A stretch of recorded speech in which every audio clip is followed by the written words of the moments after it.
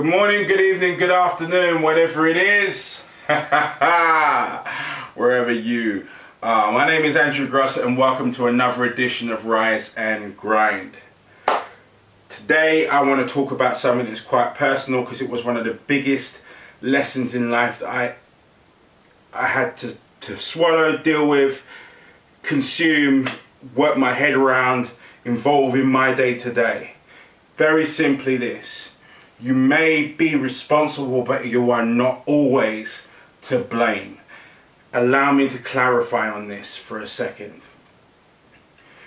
Just because you're responsible for something, just because the creation of something came from you, just because you are responsible for making sure that something ticks over and works on a day-to-day basis, just because you're in charge of the business does not make every element of its successes or its failures your fault.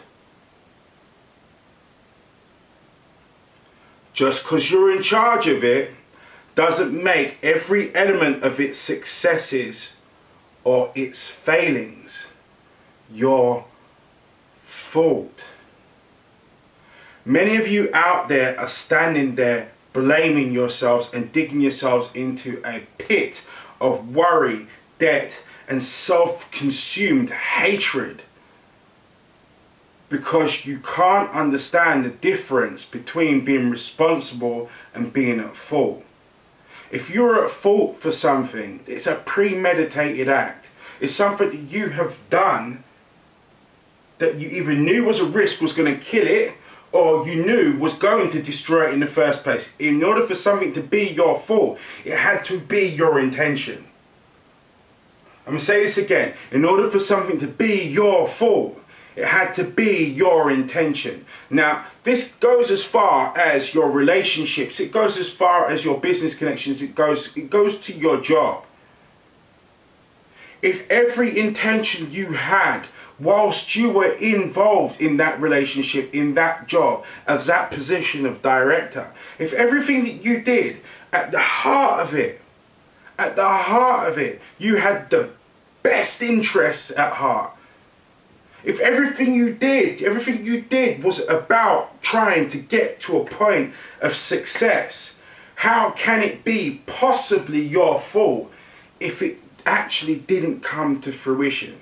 And most importantly, a lot of you are spending so much time, and I say a lot of you because, and I fit in this bracket as well, you sit there when something's gone wrong and you beat yourself over the head again and again and again and again and again. Should have done this, shouldn't have done that.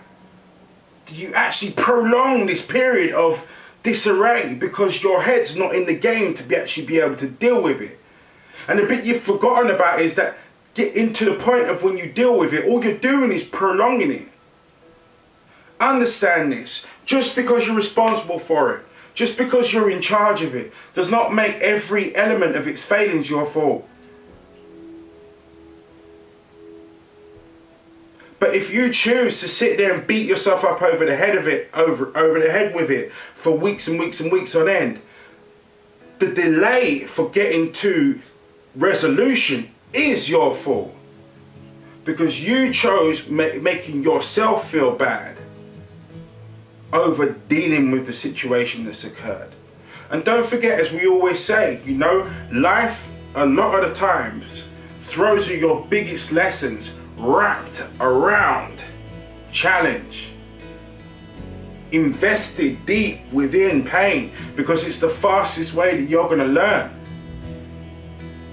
Pain is the most efficient teacher out there, and sometimes you need to, in order to understand it and to see it, you have to feel it first. And in order to feel it first, sometimes feeling the pain of it or the prospective pain of it is enough to make you see the reality of a situation. It's enough to help you see your way out of it, enough to see the guiding light.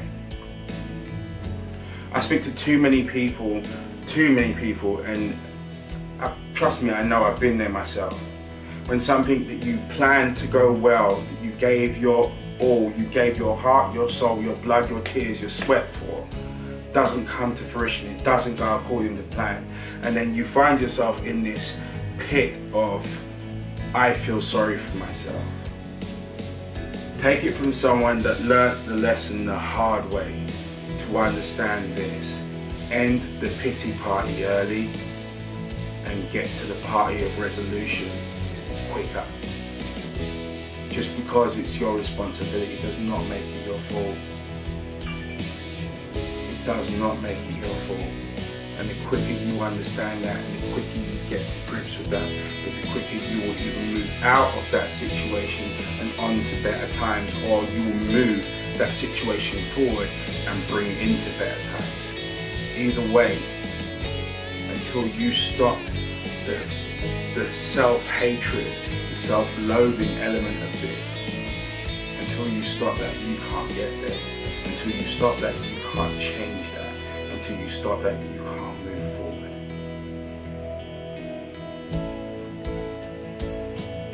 We can't always be in control of that which happens to us, but we are always in charge of our response to it.